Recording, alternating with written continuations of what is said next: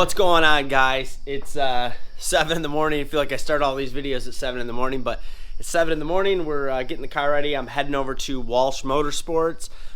Donnie is letting me use the dyno this morning before they open.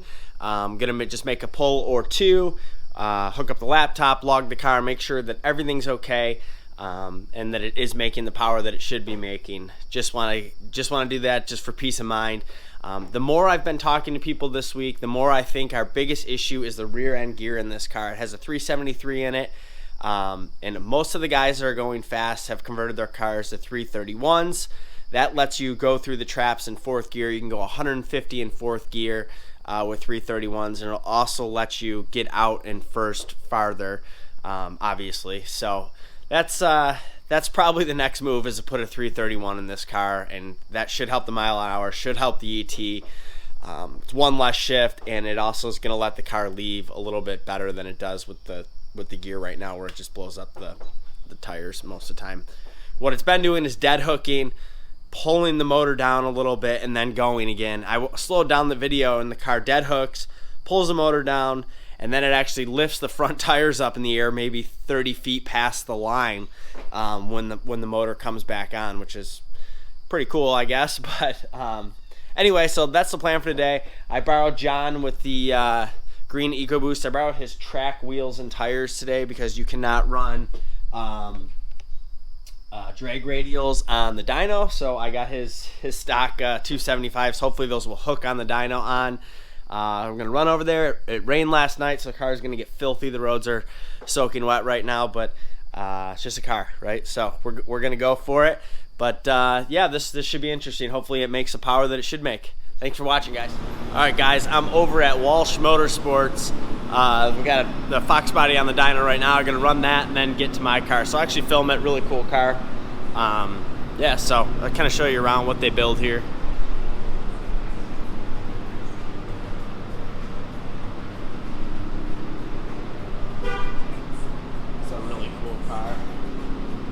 Skinny fit in the cage in this car.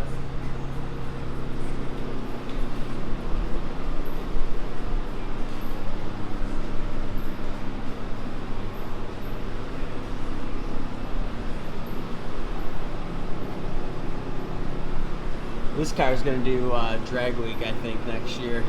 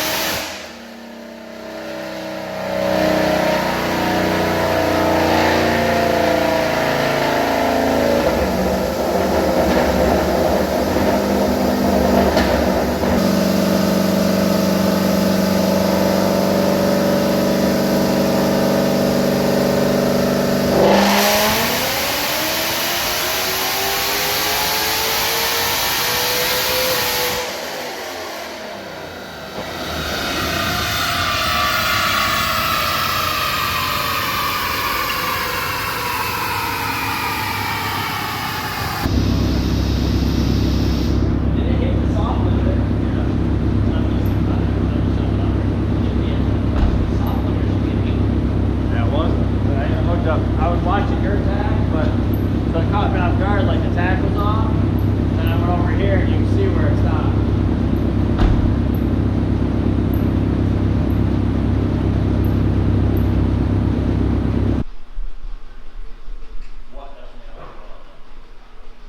All right, guys, so just made a rip. Just gonna make one because I only brought one tank of ice, but the car made 836 horsepower, just like I thought it would.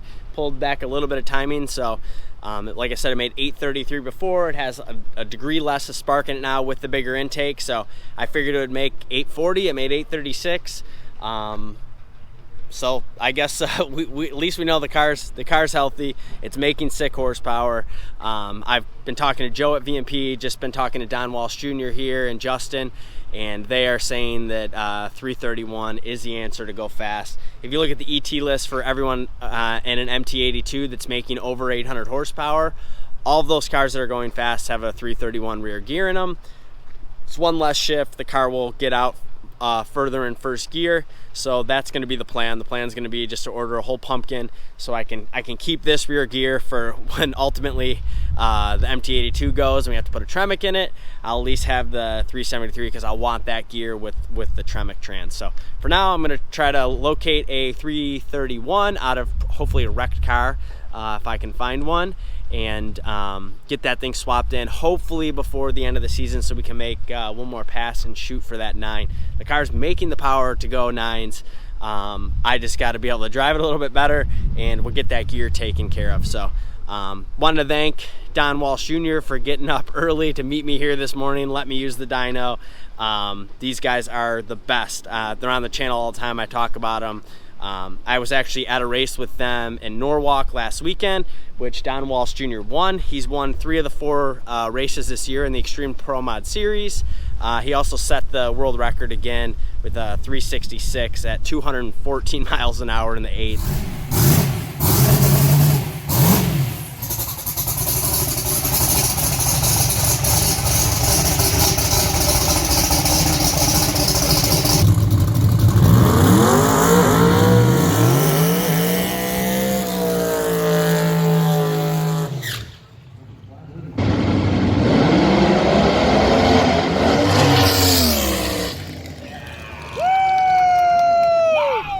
Crazy. They're awesome guys I have in my corner. They're helping me out a ton. I really appreciate that. So I'm going to put a link to their website below. Make sure you check them out for any of your late model high performance needs here in Michigan. And like I said, they're also the largest Tremec dealer in the country. So anyone that's looking to swap a Tremec into one of these cars, they have a turnkey kit with everything you need, from the clutch all the way back through the drive shaft. Turnkey kit, get it, slap it in, good to go. They know Tremecs better than anyone, so definitely check them out.